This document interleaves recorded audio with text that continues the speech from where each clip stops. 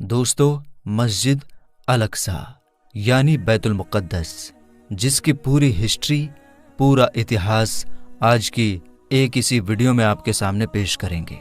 تو دوستو، اس پوری دنیا کی سب سے پہلی مسجد الحرام ہے اور دوسری مسجد الاقصی یعنی بیت المقدس، جیسا کہ کتاب صحیح بخاری جلد نمبر 2 میں حضرت ابو ذر رضی اللہ تعالی عنہ کی روایت ہے کہ میں نے پوچھا، یا رسول اللہ صلی اللہ تعالی علیہ وسلم، اس زمین پر سب سے پہلے کون سی مسجد بنائی گئی؟ تو آپ صلی اللہ تعالی علیہ وسلم نے فرمایا کہ مسجد الحرام۔ ابو ذر رضی اللہ تعالی عنہ کہتے ہیں کہ میں نے پھر پوچھا، اس کے بعد؟ تو آپ صلی اللہ تعالی علیہ وسلم نے فرمایا مسجد الاقصی۔ میں نے پھر پوچھا کہ ان دونوں مسجدوں میں کتنے سالوں کا گیپ ہے، یعنی کتنے سالوں کا فاصلہ ہے؟ تو آپ صلی اللہ تعالی علیہ وسلم نے فرمایا 40 سال کا۔ تو دوستو، اس سے معلوم ہوا کہ مسجد الحرام کو بنانے کے ٹھیک 40 سال بعد مسجد الاقصی یعنی بیت المقدس کو بھی بنایا گیا۔ لیکن بیت المقدس یعنی مسجد الاقصی کو سب سے پہلے کس نے بنایا، یہ جاننا آسان نہیں ہے، کیونکہ اس بارے میں بہت ساری الگ الگ روایتیں ملتی ہیں۔ کسی روایت کے حساب سے سب سے پہلے فرشتوں نے بنایا، اور کسی روایت کے حساب سے سب سے پہلے آدم علیہ السلام نے بنایا، کسی کے حساب سے نوح علیہ السلام نے، کسی کے حساب سے یعقوب علیہ السلام نے، کسی کے حساب سے حضرت ابراہیم علیہ السلام نے، اور کسی کے حساب سے حضرت اسماعیل علیہ السلام نے، اور اس طرح کی بہت ساری روایتیں ملتی ہیں۔ اب سب سے پہلے بنانے کی صحیح روایت کون سی ہے، یہ اللہ اور اس کے رسول ہی بہتر جانتے ہیں۔ خیر دوستو، ہم بات کریں گے حضرت سلیمان علیہ السلام کے بنانے کے بارے میں، کہ حضرت سلیمان علیہ السلام نے اس کو کس طرح جناتوں سے بنوایا تھا۔ لیکن یہ جاننے سے پہلے آپ کو یروشلم یعنی بیت المقدس شہر کے بارے میں جاننا ہوگا۔ تو چلیے جانتے ہیں یروشلم یعنی بیت المقدس شہر کے بارے میں۔ تو دوستو، بیت المقدس یعنی مسجد الاقصی، جو اس دنیا کے سب سے پرانے شہروں میں سے ایک شہر ہے، جو یروشلم میں موجود ہے۔ اس کا پورا اتہاس، اس کی پوری ہسٹری آسانی سے آپ اس ویڈیو میں سمجھ پائیں گے۔ اس لیے ہم آپ سے ریکویسٹ کرتے ہیں کہ ویڈیو کو آدھا ادھورا نہ دیکھیں، پورا دیکھیں تاکہ آپ کو اچھی طرح سے سمجھ میں آ جائے۔ تو چلیے بنا کسی دیری کے ویڈیو میں آگے بڑھتے ہیں۔ ہاں تو دوستو، اس شہر کو غور سے دیکھیے، جس کو لوگ آج بیت المقدس یا پھر یروشلم کے نام سے بھی جانتے ہیں، جس کو اس دنیا کے سب سے پرانے شہروں میں سے ایک جانا جاتا ہے۔ اگر دنیا کے اتہاس میں سے یہ دعویٰ کیا جائے کہ لوگوں کی سب سے زیادہ جانیں اسی شہر کے لیے لی گئی ہیں، تو یہ کہنا غلط نہ ہوگا، کیونکہ ہسٹری میں جتنی زیادہ جنگیں اس شہر کو پانے کے لیے لڑی جا چکی ہیں، اتنی زیادہ جنگیں شاید ہی کسی اور شہر کے لیے لڑی گئی ہوں گی۔ اور دوستو، اس شہر کے بارے میں یہ بھی مشہور ہے کہ اس شہر کا ہر حصہ، ہر جگہ پاک و صاف، پوتر اور مقدس ہے، اور اس شہر کو اس دنیا کے تینوں ہی ابراہیمی دھرموں کے لوگ، جیسے کہ یہودی، عیسائی اور مسلمان بھی حد سے زیادہ مقدس یعنی پوتر مانتے ہیں۔ اور دوستو، یہودی دھرم کے حساب سے ہماری دنیا کی شروعات اسی شہر سے ہوئی تھی، یہاں تک کہ حضرت اسماعیل علیہ السلام کو ان کے والد حضرت ابراہیم علیہ السلام نے قربان کرنے کی تیاری بھی اسی شہر سے شروع کی تھی۔ اور اسی شہر میں وہ دیوار بھی موجود ہے جس کو یہودی لوگ سب سے زیادہ پوتر مانتے ہیں۔ یہ وہی دیوار ہے جو ویسٹرن وال یا دیوار گریا کے نام سے بھی مشہور ہے۔ یہ دیوار اسی ہیکل سلیمانی کا بچا ہوا حصہ ہے کہ جس کو حضرت سلیمان علیہ السلام نے ہزاروں سال پہلے جناتوں سے بنوایا تھا، جس کی پوری ڈیٹیل ہم آگے آپ کو بتائیں گے۔ اور اگر عیسائیوں کی بات کریں تو ان کا یہ ماننا ہے کہ اسی شہر میں حضرت عیسیٰ علیہ السلام کی پیدائش بھی ہوئی تھی، اور ان کو سولی پر بھی اسی شہر میں چڑھایا گیا تھا۔ اور عیسائیوں کا سب سے خاص چرچ بھی یہی موجود ہے۔ اور دوستو، اگر مسلمانوں کی بات کی جائے تو الاقصی نام کی وہ مسجد، جس کو اسلام دھرم میں تیسری سب سے پوتر جگہ مانا جاتا ہے، یعنی مکہ مدینہ کے بعد مسلمان اگر سب سے زیادہ اہمیت کسی جگہ کو دیتے ہیں تو وہ یہی جگہ ہے۔ اس کے علاوہ مسلمانوں کے لیے یہ شہر سب سے پہلا قبلہ ہے، کیونکہ کعبے سے پہلے مسلمان इसी शहर की तरफ मुंह करके नमाज पढ़ा करते थे।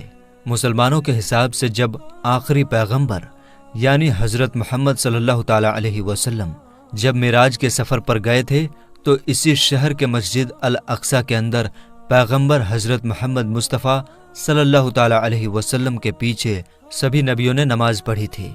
और हजरत सुलेमान अलैहिस्सलाम, हजरत दाऊद अलैहिस्सलाम के साथ साथ बहुत सारे नबियों और बुजुर्गों की कब्रें भी यहाँ पर मौजूद हैं, जिससे इस शहर का मर्तबा, इस शहर की वैल्यू और भी ज़्यादा बढ़ जाती है।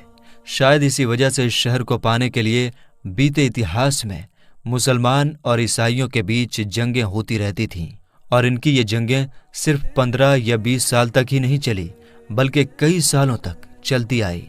और आज के ज़माने में भी इस शहर को पाने के लिए ये जंग हो रही है। लेकिन फ़र्क सिर्फ इतना है कि अभी के इस ज़माने में इस शहर के लिए मुसलमानों से जंग करने वाले ईसाई नहीं बल्कि यहूदी लोग हैं।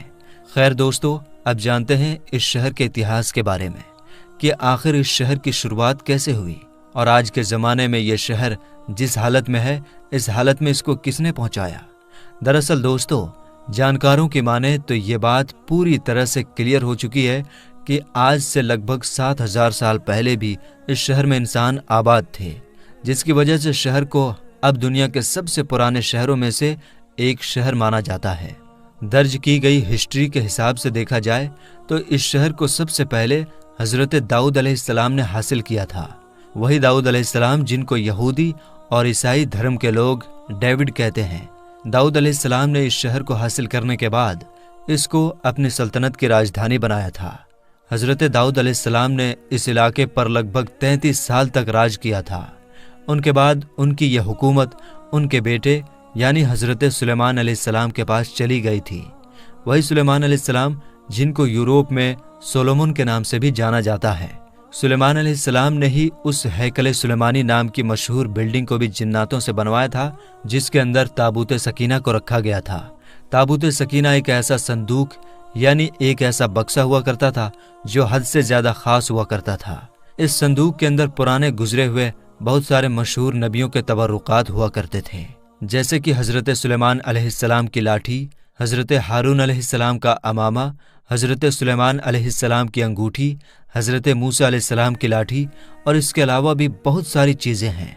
खैर, हजरत सुलेमान अलैहिस्सलाम के इंतकाल फरमाने के कई साल बाद यहूदियों की सबसे बड़ी बर्बादी उस वक्त शुरू हुई जब हजरत ईसा अलैहिस्सलाम से लगभग 600 साल पहले बाबुल के रहने वाले एक जालिम बादशाह जिसका नाम बख्त नसर था, उसकी यहूदियों से बहुत ही सख्त दुश्मनी थी। बस इसी दुश्मनी के चलते उसने इन लोगों पर यरूशलेम शहर में ऐसा हमला किया कि इस शहर को पूरी तरह से तबाह बर्बाद कर दिया। और मशहूर हैकल सुलेमानी जिसको हजरत सुलेमान अलैहिस्सलाम ने जिन्नातों से बनवाया था, उसको भी पूरी तरह से गिरा दिया। जिसके अंदर मौजूद ताबूत सकीना कहाँ गायब हो गई, इसका पता आज तक ना चल सका। हैकल सुलेमानी के गिरने के बाद बस एक दीवार ही बच गई, जहां आज जाकर ये यहूदी रोते हैं और जिसको वेस्टर्न वॉल या दीवार गिरिया कहते हैं। खैर दोस्तों, इस हमले के बाद जब हजारों यहूदी मारे गए तो इससे कहीं ज्यादा यहूदियों को उस बादशाह ने गुलाम भी बनाया और गुलाम बनाकर अपने साथ अपने इलाके यानी बाबुल लेकर चला गया। और उसके कुछ सालों के बाद ही यानी 539 ईसा पूर्व में ही साइरस द ग्रेट नाम के एक यूनानी रहमदिल बादशाह ने उस शहर बाबुल पर ही हमला कर दिया, जिस बाबुल शहर के बादशाह ने यहूदियों को तबाह बर्बाद किया था और गुलाम भी बनाया था। खैर, साइरस द ग्रेट ने बाबुल शहर को हासिल भी किया और उन यहूदियों को जिनको जालिम बादशाह बख्त नसर ने गुलाम बनाया था, उन सभी गुलाम यहूदियों को भी आज़ाद कराया और उनको अपने वतन जाने की भी इजाज़त दे दी। ये लोग न सिर्फ अपने वतन वापस आए बल्कि इन्होंने साइरस द ग्रेट की मदद से उस मशहूर इमारत हैकल सुलेमानी को फिर से बनवा लिया। मगर वक्त बीतता गया और फिर सन 70 ईस्वी के ज़माने में दुनिया की सबसे ताकतवर सल्तनत यानी रोमन सल्तनत ने यरूशलेम शहर पर हमला कर दिया। रोमन शहंशाह टाइटस जब इस शहर में घुसा तो उसकी फौज ने इस पूरे शहर में आग लगा दी। साथ ही साथ हैकल सुलेमानी नाम की उस इमारत को भी पूरी तरह से बर्बाद कर दिया। और जैसे जैसे वक्त बीतता गया वैसे वैसे यहूदियों का रोमन सल्तनत के अंडर में रहना और भी ज्यादा मुश्किल होने लगा। پھر جب 135 عیسوی میں یہودیوں نے رومی سلطنت کے خلاف بغاوت کرنے کی کوشش کی تو رومی فوج نے بغاوت کے جرم میں اس پورے شہر پر ہل چلا کر اس کو پوری طرح سے ویران کر دیا۔ شہر میں رہنے والے ایک ایک یہودی کو بازار میں لے جا کر غلام بنا کر بیچ دیا۔ اتنا ہی نہیں، رومی لوگوں کو یہودیوں سے اتنی زیادہ نفرت تھی کہ جس کی وجہ سے رومی لوگوں نے یہودیوں کی اس خاص جگہ جہاں ہیکل سلیمانی ہوا کرتی تھی وہاں کوڑا اور گندگی ڈالنا شروع کر دی، اور یہ مشہور شہر صرف 100 یا 200 سالوں تک ہی نہیں بلکہ کئی صدیوں تک ویران رہی۔ اور پھر آخرکار 638 عیسوی میں مسلمانوں کے دوسرے خلیفہ یعنی حضرت عمر نے اس شہر کو رومن سلطنت سے جیت لیا تھا۔ اس کے بعد لگاتار ایک لمبے وقت تک یہ شہر مسلمانوں کے ہی انڈر میں رہا، مگر شروع سے ہی عیسائی فوجیں بھی اس شہر کو پانے کی کوششیں کرتی تھیں۔ لاکھ کوششوں کے باوجود بھی عیسائی فوجیں مسلمانوں سے اس کو دوبارہ حاصل نہیں کر پائی تھی، مگر پھر بعد میں جب مسلمانوں کی اندرونی لڑائیوں کی وجہ سے ہی مسلمانوں کی خلافت یعنی خلافت عباسیہ کمزور پڑ گئی تو 1099 میں ہی عیسائی فوج یروشلم شہر کو ایک بار پھر سے حاصل کرنے میں کامیاب ہو گئی تھی۔ مگر اس شہر کو ابھی عیسائیوں کے ہاتھ لگے ہوئے کچھ ہی سال گزر پائے تھے کہ مسلم دنیا میں ایک نیا نام ابھر کر آ گیا تھا، اور یہ نام تھا صلاح الدین ایوبی۔ وہی صلاح الدین ایوبی جس نے بچپن سے ہی اس بات کی قسم کھا رکھی تھی کہ وہ ہر حال میں عیسائیوں سے اس شہر کو دوبارہ حاصل کر کے رہے گا۔ یہی وجہ ہے کہ صلاح الدین ایوبی نے شروع سے ہی اس شہر کو حاصل کرنے کی کوشش شروع کر دی تھی، اور آخرکار 1187 میں یعنی 100 سال پہلے ہی ایک بار پھر سے یہ شہر مسلمانوں کے انڈر آ گیا تھا، یعنی صلاح الدین ایوبی نے اس شہر کو فتح کر لیا تھا۔ اس کے بعد بھی دوستو اس شہر کو پانے کے لیے عیسائیوں اور مسلمانوں کے بیچ کئی جنگیں لڑی گئی، مگر لاکھ کوششوں کے باوجود بھی عیسائی لوگ دوبارہ اس شہر کو مسلمانوں سے نہیں چھین سکے، اور اگلے لگ بھگ 600 سے 700 سالوں تک لگاتار یہ شہر مسلمانوں کے انڈر میں رہا۔ آپ کو بتا دیں کہ پھر 1517 عیسوی میں اس شہر کو سلطنت عثمانیہ کے طاقتور سلطانوں میں سے ایک سلطان یعنی سلیم اول نے فتح کر کے اپنی سلطنت میں لے لیا تھا، اور پھر 1517 سے لے کر 1917 تک یہ شہر سلطنت عثمانیہ کا حصہ رہا تھا۔ اس پورے دور میں سلطنت عثمانیہ نے اس شہر کو بڑی تیزی کے ساتھ ڈیولپ کیا۔ اس شہر کے اگل بگل دیواریں بنوائی، روڈ ڈلوائے، ڈاک کا سسٹم بنوایا۔ اس کے علاوہ 1892 میں ریلوے لائن بھی بچھا دی گئی تھی۔ ویسے تو دوستو سلطنت عثمانیہ کے زمانے میں ہی یہودیوں نے یہاں پر آ کر اپنی ایک الگ ریاست بنانے کی پلاننگ شروع کر دی تھی، مگر سلطنت عثمانیہ کے آخری سلطان جن کو عبد الحمید ثانی کے نام سے جانا جاتا ہے وہ اس چیز کو بڑی اچھی طرح سے سمجھ گئے تھے، اس لیے ان کے دور میں یہودی لاکھ کوششوں کے باوجود بھی اپنے مقصد میں کامیاب نہ ہو پائے تھے، اور انہوں نے ان سبھی سازشوں کا بڑی ہوشیاری سے مقابلہ کیا تھا۔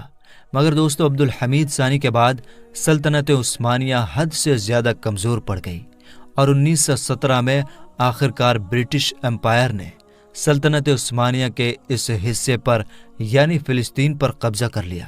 اس کے بعد لگ بھگ اگلے 3 دہائیوں تک یہ پورا علاقہ برٹش امپائر کے انڈر میں رہا، اور یہی وہ پورا دور تھا جس میں دنیا بھر کے یہودیوں کو الگ الگ علاقوں سے بلا کر فلسطین میں جمع کرنا شروع کر دیا تھا۔ سب سے پہلے 1947 میں یونائٹڈ نیشن کی طرف سے اس بنٹوارے کو منظوری دے دی گئی جس کے حساب سے آدھا فلسطین یہودیوں کو دیا جانا تھا، جبکہ آدھا فلسطینیوں کو، اور اس کے بعد آخرکار 1948 میں اسرائیل دیش کا اعلان بھی کروا دیا گیا جس کے حساب سے آدھا فلسطین یہودیوں کو دیا جانا تھا جبکہ آدھا فلسطینیوں کو، اور اس کے بعد آخرکار 1948 میں اسرائیل دیش کا اعلان بھی کروا دیا گیا۔ اس اعلان کے ساتھ ہی نہ صرف فلسطین کے 2 ٹکڑے کر دیے گئے بلکہ ساتھ ہی ساتھ یروشلم شہر کو بھی 2 ٹکڑوں میں بانٹ دیا گیا۔ دوسری طرف جب باقی بچے ہوئے عرب دیشوں نے دیکھا کہ ان کے ساتھ دھوکہ دھڑی کرتے ہوئے فلسطین کو 2 حصوں میں بانٹ دیا گیا ہے تو انہوں نے اس فیصلے کو روکنے کی بھرپور کوشش کی اور اسرائیل کے خلاف جنگ کا اعلان بھی کر دیا، مگر اسرائیل کے ساتھ یورپین مدد ہونے کی وجہ سے عرب دیش اس جنگ کو جیت نہ سکے، اور وہیں دوسری طرف اسرائیل نے 1947 کی جنگ میں باقی بچے ہوئے یروشلم کے دوسرے حصے پر بھی قبضہ کر لیا۔ آپ کو بتا دیں کہ 1947 میں یونائٹڈ نیشن کی طرف سے کیے گئے بٹوارے کی وجہ سے आज भी दुनिया के लगभग सभी देश इजराइल के पूरे यरूशलेम शहर पर कब्जे को गलत मानते हैं, मगर उसके बावजूद भी इजराइल देश ने न सिर्फ पूरे यरूशलेम को अपने कंट्रोल में ले रखा है, बल्कि फिलिस्तीन के भी ज़्यादातर हिस्से पर कब्जा कर चुका है। और मेरे दोस्तों, आपने आज के इस दौर में देखा होगा और सुना भी होगा कि जैसे ही इजराइल पर हमला हुआ तो सारे के सारे कुफ्फार इजराइल के साथ इकट्ठे होने शुरू हो गए और इजराइल के प्रधानमंत्री नेतन्याहू ने अमेरिकी राष्ट्रपति बाइडेन को फ़ोन करके मदद करने को कहा। जवाब में उसने कहा कि आप किस तरह की मदद चाहते हैं, हम आपको वैसी ही मदद देंगे और इजराइल के लोगों की हिफाजत हमारी जिम्मेदारी है। इस बात से आप ये अंदाज़ा लगा सकते हैं कि कुफ्फार के दिलों में मुसलमानों के खिलाफ किस तरह से दुश्मनी कूट कूट कर भरी हुई है। मेरे दोस्तों, फिलिस्तीन अंबिया की सरजमीन होने के अलावा मुसलमान का पहला क़िबला भी है। मेरे दोस्तों, अब ज़रूरत सिर्फ इस बात की है कि सारे मुस्लिम देश एक हो जाएं और यहूदियों की ईंट से ईंट बजा दें, क्योंकि यहूदी न सिर्फ फिलिस्तीन पर कब्जा करना चाहते हैं, बल्कि वो मस्जिद अक्सा को शहीद करके इसकी जगह थर्ड टेम्पल यानी हैकल सुलेमानी बनाना चाहते हैं। अब मुसलमान को कलमा ला इलाहा के नाते और मस्जिद अक्सा के नाते एक होना होगा, क्योंकि जब पूरे काफिर एक हो सकते हैं तो मुसलमान क्यों नहीं। अल्लाह तबारक व तआला से दुआ है कि अल्लाह तबारक व तआला हमारे फ़िलिस्तीनी भाइयों की मदद फरमाए और तमाम उम्मत मुस्लिमा को कुफ्फार के ख़िलाफ़, ख़ास करके यहूदियों के ख़िलाफ़ जिहाद करने की तौफ़ीक़ अता फरमाए। तो मेरे दोस्तों, आज की इस वीडियो में बस इतना ही। मिलेंगे इंशाअल्लाह ताला फिर एक हिस्टोरिकल वीडियो के साथ। तब तक के लिए अस्सलाम वालेकुम।